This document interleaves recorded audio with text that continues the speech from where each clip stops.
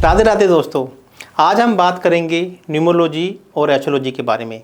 मेरे पास बहुत सारे कमेंट्स आ रहे हैं क्योंकि मैं अक्सर अपनी वीडियो में ये कहता हूँ कि न्यूमरोलॉजी एस्ट्रोलॉजी का मात्र 10% ही है। तो मेरे पास लोगों के मैसेज आ रहे हैं ये बात समझाने के लिए कि आप इसको अच्छे से बताएं कि न्यूमरोलॉजी एस्ट्रोलॉजी का 10% ही क्यों है और ये कैसे कम काम करती है। जबकि सभी न्यूमरोलॉजिस्ट तो ये कहते हैं कि न्यूमरोलॉजी और एस्ट्रोलॉजी तो एक ही बात है। चाहे आप न्यूमरोलॉजिस्ट के पास चले जाओ, चाहे आप एस्ट्रोलॉजर के पास चले जाओ, उसमें कोई भी अंतर, कोई भी डिफरेंस नहीं है। तो मैं आज आपको इस वीडियो के माध्यम से ये बताऊंगा कि मैं क्यों कहता हूँ कि न्यूमरोलॉजी एस्ट्रोलॉजी का 10% ही है। इसमें सिर्फ आप अपने नेम करेक्शन, मोबाइल करेक्शंस या वो नंबर्स जो आपकी लाइफ में नहीं हैं उनको आप भर के अपनी लाइफ को कलरफुल कर सकते हैं, लेकिन आप अपनी लाइफ के इम्पोर्टेंट डिसीजन सिर्फ़ और सिर्फ एस्ट्रोलॉजी के माध्यम से ही ले सकते हैं। चलिए आइए मैं आपको एक वीडियो के माध्यम से समझाना चाहता हूँ न्यूमरोलॉजी वर्सेस एस्ट्रोलॉजी। आज का टॉपिक रहेगा न्यूमरोलॉजी वर्सेस एस्ट्रोलॉजी। चलिए अभी मैं बात करता हूँ न्यूमरोलॉजी में। न्यूमरोलॉजी में हम जब भी बात करते हैं हम सबसे पहले न्यूमरोस्कोप की बात करते हैं। जैसे देखिए, आपने मेरा पहला वीडियो तो देखा ही होगा कि मैं भारत के न्यूमरोस्कोप की बात करता हूं और चाइना का लोशो ग्रिड हम लोग फॉलो नहीं करते। ये वीडियो यदि आपने ये वीडियो नहीं देखा तो मैं आपको नीचे उस वीडियो का लिंक भी दे देता हूं, जिसमें मैंने ये बताया था कि हमारा जो न्यूमरोस्कोप है वह चाइना का लोशो ग्रिड हम लोग इंडियन लोगों पर लागू नहीं होता। तो आज हम भारत के न्यूमरोस्कोप के हिसाब से हम यहाँ पे न्यूमरोस्कोप बना रहे हैं। तो जिसमें सबसे पहले 6, 1, 8, 7, 5, 3, 2, 9 और 4। जैसे भारत का नॉर्थ हेड ऊपर है, ईस्ट, साउथ और वेस्ट। यहाँ पर नॉर्थ ईस्ट, साउथ वेस्ट और नॉर्थ वेस्ट। देखिए, ये मैंने न्यूमरोलॉजी के हिसाब से एक न्यूमरोस्कोप आपको ये बनाकर दिखा दिया। ये मैंने एक कंप्लीट न्यूमरोस्कोप आपको बना के दिखाया कि यहाँ पे मैंने कोई भी डेट ऑफ बर्थ को फिल नहीं किया, एक न्यूमरोस्कोप आपको बना दिया है। अब मैं बनाता हूँ होरोस्कोप।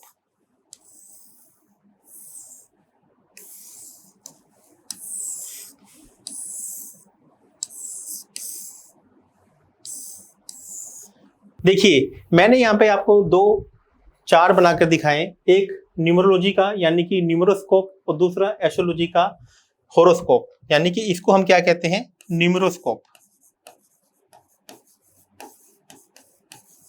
और इसे क्या कहते हैं, होरोस्कोप।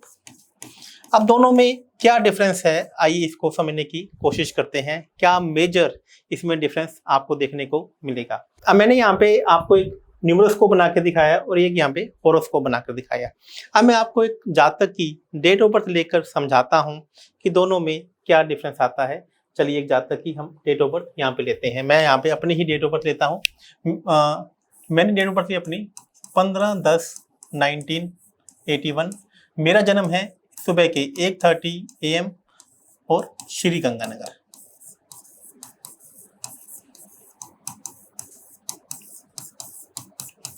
तो ये एक मैंने जातक की डेट ऑफ बर्थ ली और मैं अब इसके हिसाब से एक न्यूमरोस्कोप यहाँ पर बनाता हूँ।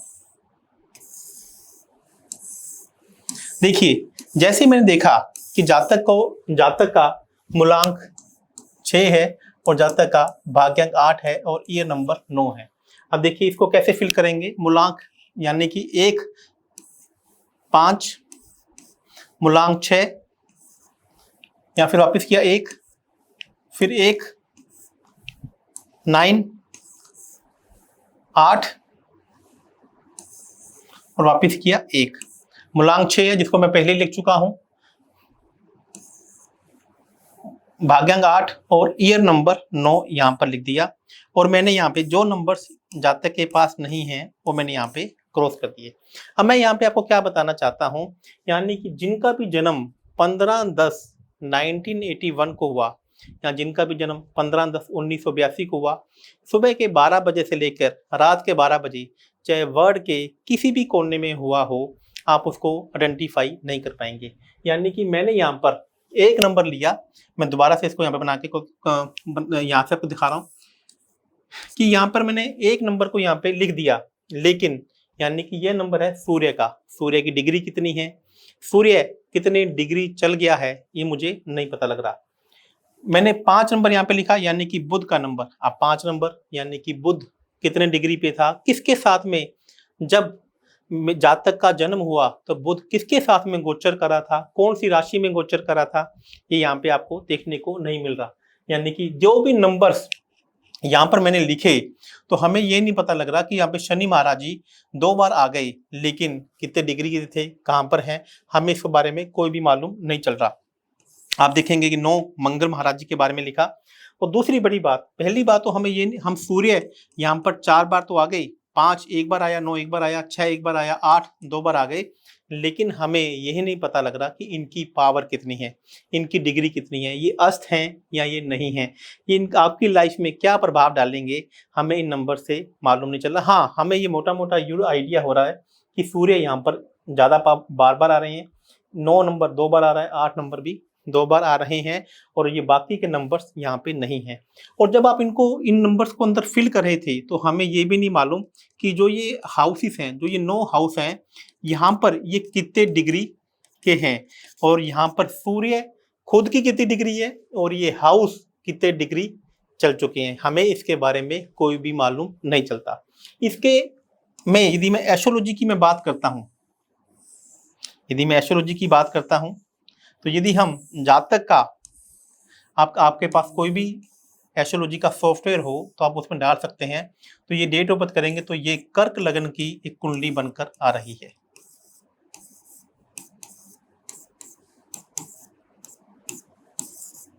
जिसमें लगन में राहु है, यहाँ पर केतु है, चंद्रमा, मंगल, सूर्य, गुरु, शनि, यहाँ पे बुध है, और यहाँ पे शुक्र ग्रह हैं। और यहाँ पे पता लग रहा है कि राहु यहाँ पे तकरीबन कितने डिग्री के हैं, ये भी हम देखते हैं। तकरीबन बुध राहु यहाँ पे 3 डिग्री के हैं, केतु भी यहाँ पे 3 डिग्री के हैं, मंगल 2 डिग्री के हैं। तो यानी कि हर ग्रह की एक डिग्री है। मैं बात करता हूँ कि सूर्य 27 डिग्री के हैं, शनि तकरीबन 20 डिग्री के हैं, और राहु तकरीबन 28 डिग्री के हैं, और शुक्र महाराज जी यहाँ पर तकरीबन 12 डिग्री पे हैं, और बुध यहाँ पर 6 डिग्री के हैं, और चंद्रमा महाराज जी यहाँ पे 15 डिग्री के हैं। तो अब यहाँ पे हमें मालूम चल रहा है कि जब इस जातक का जन्म हुआ सुबह का 1:30 AM, तो यानी कि कर्क लगन की कुंडली बनी, और यदि ये जन्म इन्हीं के 2 घंटे के बाद होता तो यहाँ पे कर्क लगन की बजाय सिंह लगन की कुंडली बनती। और हमें ये मालूम है कि जब इस जातक का जन्म हुआ तो राहु महाराज जी कितने डिग्री के हैं, मंगल कितने डिग्री के हैं, बाकी ग्रह कितने डिग्री के हैं, और उसके अलावा जो ये पहला हाउस है ये भी तकरीबन 30 डिग्री का है। यानी कि जब राहु कर्क राशि में इसमें गोचर कर रहे हैं तब 3 डिग्री का है, लेकिन पहला हाउस उस समय कितने डिग्री पार कर चुका है, ये भी मैं आपको एक स्क्रीन के माध्यम से अभी दिखाता हूं। तो दूसरा भाव, यानी कि यहाँ पर हमें न्यूमरोलॉजी में सिर्फ ये पता लग रहा है कि हमें ग्रह के बारे में ओनली हमें जानकारी हो रही है कि ग्रह आए, और ये न्यूमरोस्कोप में हमने यहाँ पे लिख दिया, लेकिन वो ग्रह कितने डिग्री का था, और जब वो ग्रह को हमने यहाँ पे लिख रहा तो वो हाउस कितने डिग्री चला, इसी के बारे में हमें कुछ भी नहीं पता लग रहा। वो ग्रह उस समय कहाँ पर गोचर कर रहे थे, ब्रह्मांड में कहाँ गोचर कर रहे थे, इसी के बारे में हमें नहीं पता लग रहा। जबकि हम एस्ट्रोलॉजी की बात करते हैं तो हमें यहाँ पर ये स्पष्ट बात क्लियर होगी कि कर्क लगन की कुंडली बन रही है, और कर्क लगन में चंद्रमा इनका राशि, इनका लगन लॉर्ड है जो इनके 10th हाउस में बैठा हुआ है, जबकि इनका जो राशि लॉर्ड है वो राशि चंद्रमा जिस घर में बैठी हुई है, यानी कि इसकी मेष राशि है यहाँ पे। यानी कि हम एस्ट्रोलॉजी में बात करते हैं तो एस्ट्रोलॉजी में ग्रह, राशि, भाव, नक्षत्र के बारे में हम बात करते हैं, और उसके बाद भी ग्रह कितने डिग्री के हैं, वह उच्च का है वह नीच का है, उसकी डिग्री से हमें क्या मालूम चलता है। यानी कि यहाँ पर बुध महाराज जी 6 डिग्री के हैं, यानी कि बुध महाराज जी बैठे तो चौथे घर में है, बैठे शुक्र की राशि में है, लेकिन वह उतने एक्टिव, उतने अच्छे रिजल्ट नहीं दे पाएंगे, क्योंकि वो पूरी अच्छी डिग्री में, यानी कि 11 से लेकर 20 डिग्री में जब कोई ग्रह होता है तो वह अपनी पूरी यौवन अवस्था में, पूरी युवा अवस्था में होता है। तो यहाँ पर जातक को, बुध को भी यहाँ पे पावर देनी होगी। कौन सा ग्रह आपका शत्रु है, कौन सा ग्रह आपका मित्र है? यहाँ पर हमें यदि बुध की बजाय सूर्य यहाँ पर तुला राशि में बैठे होते तो इसका मतलब जातक की हेल्थ खराब रह सकती है, जातक को रिस्पेक्ट उतनी ना मिले, ये भी हो सकता है। तो ये सब कुछ हम एस्ट्रोलॉजी, न्यूमरोलॉजी के माध्यम से हम पता नहीं लगा पाते। ये सब चीज़ें हमें सिर्फ और सिर्फ एस्ट्रोलॉजी के माध्यम से ही पता लगती है। अब मैं आपको एक चार्ट भी यहाँ पर, एक स्क्रीन भी मैं दिखाऊंगा कि किस प्रकार से हम एस्ट्रोलॉजी में कितना माइन्यूटली जाकर एक चार्ट को स्टडी करते हैं। तो देखो, जैसे मैंने आपको बताया कि 15/10/1981 का यदि किसी जातक का जन्म है तो हमें न्यूमरोस्कोप के माध्यम से हम सिर्फ अंकों को एक न्यूमरोस्कोप के अंदर फिल कर रहे हैं। अंक डालते समय हमें यह नहीं मालूम चल रहा कि वह अंक कितनी प्रभावशाली है, उसका क्या असर हमारी लाइफ में रहेगा, वो कितने डिग्री का है, और जिस हाउस में हम उस अंक को लिख रहे हैं वह हाउस उस समय कितनी पावर का है, उस हाउस की कितनी डिग्री है, और उस समय जो अंक किसके साथ में युति बनाकर बैठा, ये तो 15 नंबर का मालूम, लेकिन उस समय सूर्य और बुध किसके साथ में युति बनाकर बैठे थे, उस राशि में से कौन कौन से ग्रह गोचर कर रहे थे, और वह आपकी लाइफ में क्या असर डालेंगे, आपको न्यूमरोस्कोप से नहीं पता लगता। लेकिन न्यूमरोस्कोप से हम हमारी लाइफ के बारे में मोटा मोटा जरूर जान सकते हैं। हम ऊपर से जान सकते हैं कि ये नंबर्स हमारी लाइफ में नहीं है, तो हम न्यूमरोलॉजी के कुछ उपाय करके हम उन अंकों को अपनी लाइफ में लेकर आ सकते हैं और अपनी लाइफ को कलरफुल कर सकते हैं।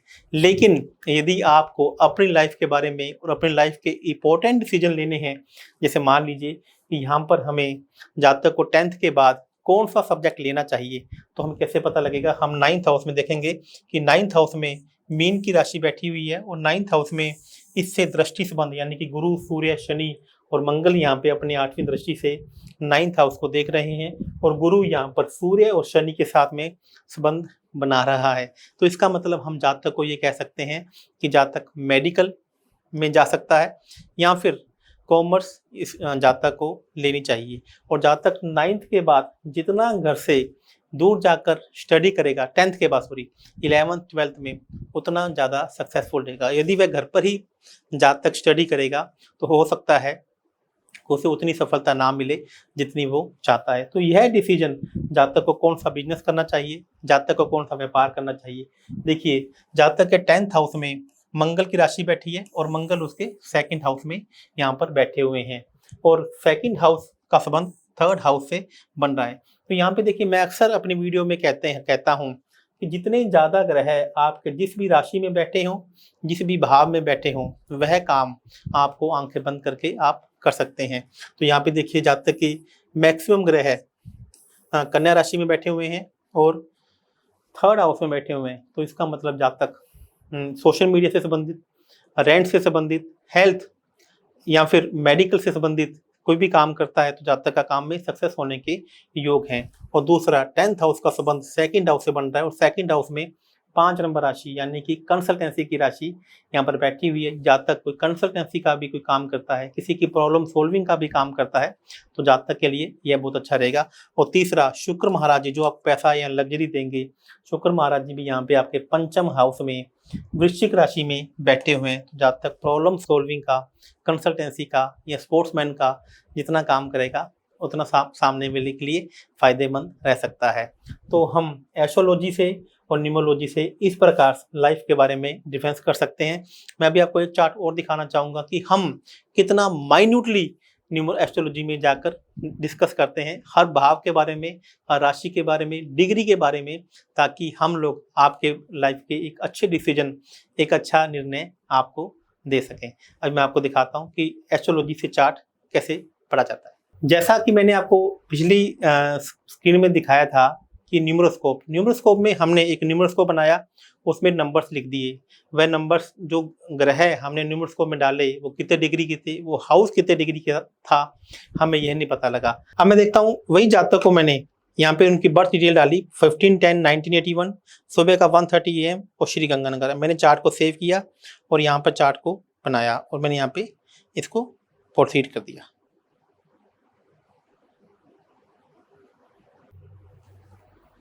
यहाँ पे मैंने चार्ट को प्रोसीड कर दिया। अब आप देखेंगे कि कर्क लगन की कुंडली आई और कर्क लगन का स्वामी चंद्रमा यहाँ पे 10th हाउस में बैठा है। तो हमें ये मालूम चल रहा है कि राहु इस वक्त 3 डिग्री के हैं, मंगल 2 डिग्री के हैं, गुरु और सूर्य 27 डिग्री के, शनि 20 डिग्री के, बुध 5 डिग्री के, केतु 3 डिग्री के।